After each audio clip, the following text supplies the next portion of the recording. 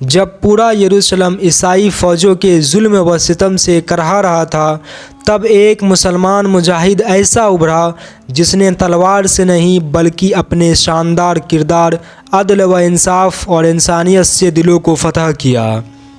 तारीख़ उसे सलाहुद्दीन अय्यूबी के नाम से जानती है। वह सुल्तान जिसने मैदान जंग को इबादत गाह बना दिया और अपने दुश्मनों को भी इंसानियत का सबक सिखा दिया। 12वीं सदी का दौर था। यूरोप और मध्य पूर्व के बीच धार्मिक युद्धों का भयंकर दौर चल रहा था, जिसे इतिहास क्रूसेड्स के नाम से जानता है। एक और ईसाई सेना थी जो यरूशलेम पर कब्ज़ा जमाना चाहती थी, और दूसरी ओर मुस्लिम सल्तनतें थी जो अपनी ज़मीन और आस्था की रक्षा कर रही थी। इन परिस्थितियों में उभरा एक नाम, सलाहुद्दीन अय्यूबी, जिसे मुस्लिम इतिहास के सबसे आदर्श शासकों में गिना जाता है। सलाहुद्दीन अय्यूबी का जन्म 1137 ईस्वी में तिर्कित यानी आधुनिक इराक में हुआ था। उनके पिता अय्यूब और चाचा शिरकुह दोनों ही शूरवीर और राजनीति के ज्ञानी थे।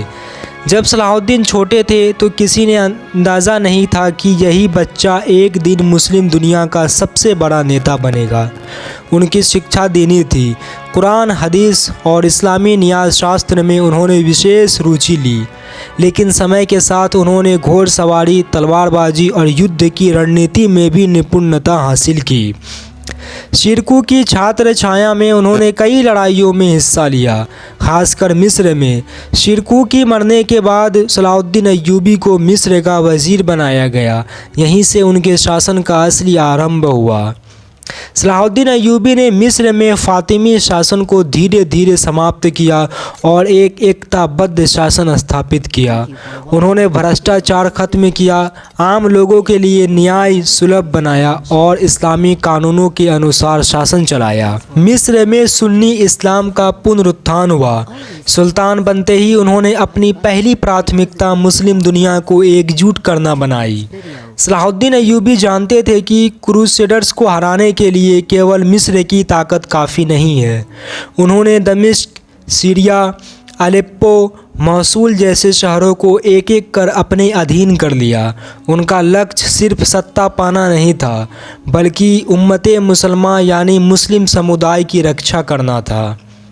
सलाहुद्दीन की सबसे बड़ी ताकत थी उनकी विनम्रता, न्यायप्रियता और मानवता। वे गरीबों की मदद करते, कैदियों को रिहा करते और अपने सैनिकों को आम नागरिकों को नुकसान न पहुंचाने की सख्त हिदायत देते। 1187 ईस्वी में सलाहुद्दीन ने हत्तैन की लड़ाई लड़ी, जिसमें सलाहुद्दीन अय्यूबी ने ईसाई सेनाओं को करारी शिकस्त दी। यह युद्ध इतिहास के सबसे निर्णायक युद्धों में गिना जाता है। इसके बाद सलाहुद्दीन ने यरूशलेम की ओर कूच किया, जहां 88 साल से क्रूसेडर्स का कब्जा था। जब उन्होंने यरूशलेम जीता तो यूरोप भयभीत हो उठा, लेकिन सलाहुद्दीन ने क्रूरता नहीं दिखाई। उन्होंने किसी चर्च को नहीं तोड़ा, आम नागरिकों को सुरक्षित निकाला और हज़ारों ईसाई कैदियों को माफ़ कर दिया। तीसरे क्रूसेड में इंग्लैंड का राजा रिचर्ड द लायन हार्ट भी शामिल हुआ। सलाहुद्दीन और रिचर्ड के बीच कई युद्ध हुए, लेकिन दोनों की आपसी इज्जत और आदर ने इतिहास में मिसाल कायम की। एक बार रिचर्ड बीमार पड़ गया तो सलाहुद्दीन ने अपने निजी वैद्य और फलतक भिजवाए। इन दोनों ने बाद में एक शांति समझौता किया, जिसके तहत ईसाई तीर्थयात्री यरूशलेम आ सकते थे, लेकिन शहर पर मुस्लिमों का अधिकार रहेगा। 1193 में दमिश्क में सलाहुद्दीन अय्यूबी का देहांत हुआ। जब उनकी मौत हुई तो उनके ख़जाने में इतनी भी दौलत नहीं थी कि उन्हें ठीक से दफनाया जा सके। उन्होंने सब कुछ गरीबों और युद्धों में इस्लाम की रक्षा के लिए खर्च कर दिया था। आज सलाहुद्दीन अय्यूबी का नाम केवल एक योद्धा के रूप में नहीं, बल्कि न्याय और करुणा के प्रतीक के रूप में लिया जाता है।